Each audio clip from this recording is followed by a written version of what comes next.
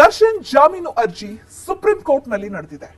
ಜಾಮೀನು ಅರ್ಜಿಯಲ್ಲಿ ದರ್ಶನ್ ಸಮಸ್ಯೆಗಳನ್ನ ಹೇಳ್ಕೊಂಡಿದ್ದು ಸುಪ್ರೀಂ ಕೋರ್ಟ್ ರಾಜ್ಯ ಸರ್ಕಾರ ಮತ್ತು ಸೆಷನ್ಸ್ ಕೋರ್ಟ್ಗೆ ನೋಟಿಸ್ ನೀಡಿದೆ.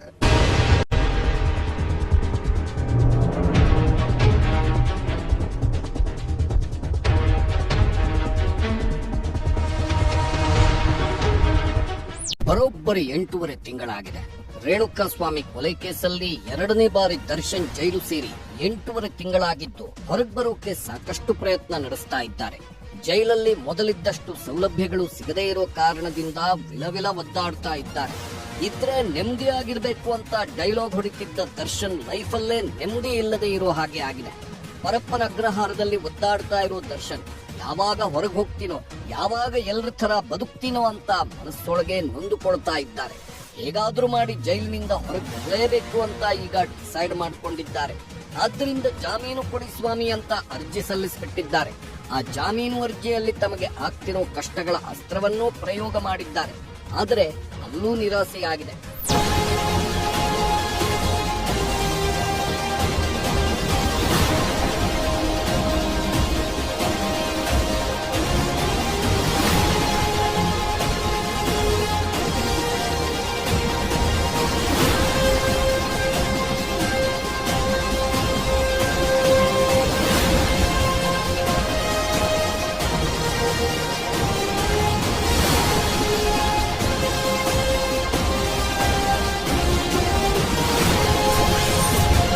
ಬೇಲ್ಗಾಗಿ ದರ್ಶನ್ ಅರ್ಜಿ, ಆದ್ರೆ ಮತ್ತೆ ಕಾಡಿದ ನಿರಾಸೆ.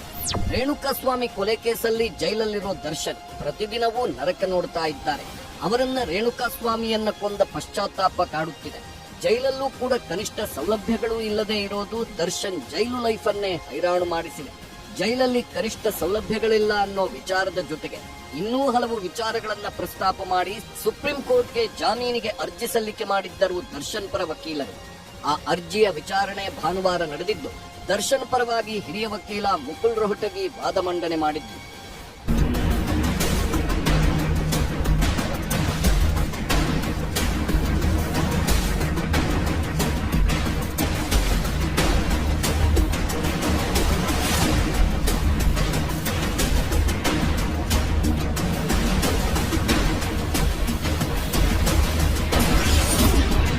ದರ್ಶನ್ 1 ವರ್ಷದಿಂದ ಜೈಲಿನಲ್ಲಿದ್ದಾರೆ.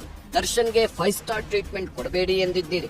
ಆದ್ರೆ ಜೈಲಾಧಿಕಾರಿಗಳು ಕನಿಷ್ಠ ಮೂಲಭೂತ ಸೌಲಭ್ಯ ನೀಡುತ್ತಿಲ್ಲ. ಸಾಮಾನ್ಯ ಆರೋಪಿಗೆ ದೊರಕುವ ಸೌಲಭ್ಯವೂ ಸಿಗುತ್ತಿಲ್ಲ. ಅಷ್ಟೇ ಅಲ್ಲದೆ ದರ್ಶನ್ ಅವರನ್ನ ಜೈಲಿನ ಕ್ವಾರಂಟೈನ್ ಸೆಲ್ನಲ್ಲಿ ಇರಿಸಲಾಗಿದೆ. ಅಲ್ಲಿ ಬೆಳಕೂ ಇಲ್ಲ, ಊಟವನ್ನೂ ತರಿಸಿಕೊಳ್ಳಲಾಗುತ್ತಿಲ್ಲ. ಈ ಬಗ್ಗೆ ವಿಚಾರಣಾ ಕೋರ್ಟ್ಗೆ ಮನವಿ ಸಲ್ಲಿಸಲಾಗಿತ್ತು. ವಿಚಾರಣಾ ಕೋರ್ಟ್ಗೆ ನಿಮ್ಮ ಆದೇಶದಿಂದ ಕೊಡ್ತಿಲ್ಲ ಎಂದಿದ್ದಾರೆ ದರ್ಶನ್ ಪರ ವಕೀಲರು. ಇಷ್ಟೇ ಅಲ್ಲ, ನಿಯಮಗಳನ್ನು ಮೀರಿ ದರ್ಶನ್ ಅವರನ್ನ ಕ್ವಾರಂಟೈನ್ ಸೆಲ್ನಲ್ಲಿ ಇರಿಸಲಾಗಿದೆ. ಇದರಿಂದ ಮಾನಸಿಕ ಮತ್ತು ದೈಹಿಕವಾಗಿ ತೀವ್ರ ಹಾನಿಯಾಗುತ್ತಿದೆ. ಸಹ ಕೈದಿಗಳಿಂದ ನಿರಂತರ ಬೆದರಿಕೆ, ನಿಂದನೆ, ಪ್ರಚೋದನೆಗಳು ಎದುರಾಗುತ್ತಿವೆ.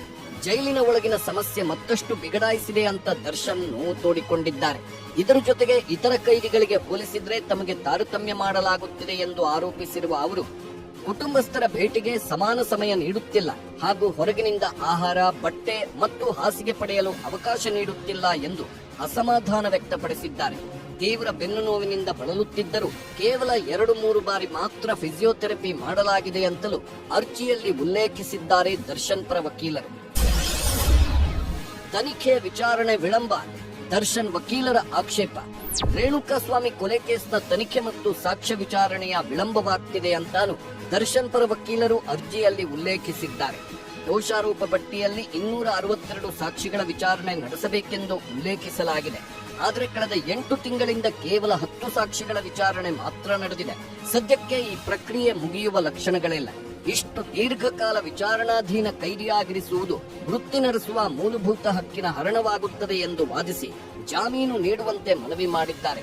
ದರ್ಶನ್ ಪರ ವಾದ ಆಲಿಸಿದ ನ್ಯಾಯಮೂರ್ತಿ ಪರ್ದಿವಾಲಾ ಮತ್ತು ನ್ಯಾಯಮೂರ್ತಿ ವಿಜಯ್ ಬಿಷ್ಣೋಯ್ ಜೈಲಿನಲ್ಲಿ ದರ್ಶನ್ಗೆ ಮೂಲಸೌಕರ್ಯ ಒದಗಿಸಲಾಗಿದೆಯೇ ಇಲ್ಲವೇ ಅನ್ನೋದರ ಬಗ್ಗೆ 1 ವಾರದಲ್ಲಿ ವರದಿ ಸಲ್ಲಿಸಿ ಅಂತ ರಾಜ್ಯ ಸರ್ಕಾರಕ್ಕೆ ಕೆಲವೊಂದು ಪ್ರಶ್ನೆಗಳ ನೋಟಿಸ್ ಕೊಟ್ಟಿದೆ ಸುಪ್ರೀಂ ಕೋರ್ಟ್. ಇಲ್ಲಿಯವರೆಗೂ ಎಷ್ಟು ಸಾಕ್ಷಿಗಳ ವಿಚಾರಣೆ ನಡೆದಿದೆ, ಎಷ್ಟು ಸಾಕ್ಷ್ಯಗಳ ವಿಚಾರಣೆ ಬಾಕಿ ಇದೆ, ಈ ಬಗ್ಗೆ ವಿವರ ನೀಡಿ. ಸಾಕ್ಷ್ಯ ವಿಚಾರಣೆ ಮುಗಿಯಲು ಎಷ್ಟು ಸಮಯ ಬೇಕು? ದರ್ಶನ್ಗೆ ಮೂಲಸೌಕರ್ಯ ಒದಗಿಸಲಾಗಿದೆಯೇ ಇಲ್ಲವೇ ಈ ಬಗ್ಗೆ ವರದಿ 1 ವಾರದಲ್ಲಿ ನೀಡಿ. ರಾಜ್ಯ ಸರ್ಕಾರ ಹಾಗೂ ವಿಚಾರಣಾ ಕೋರ್ಟ್ಗೆ ಸುಪ್ರೀಂ ಕೋರ್ಟ್ ನೋಟಿಸ್ ನೀಡಿದೆ. ಮುಂದಿನ ವಿಚಾರಣೆಯನ್ನ ಮುಂದಿನ ವಾರಕ್ಕೆ ಮುಂದೂಡಿಕೆ ಮಾಡಿದೆ. ಇತ್ತ ದರ್ಶನ್ಗೆ ಜಾಮೀನು ಸಿಗುವುದು ಈಗ ಸರ್ಕಾರದ ವರದಿ ಮೇಲೆ ನಿಂತಿದೆ. ಸರ್ಕಾರ ನೋಟಿಸ್ನಲ್ಲಿ ಏನು ಉತ್ತರ ಕೊಡುತ್ತೆ ಅಂತ ಕಾದು ನೋಡಬೇಕಿದೆ.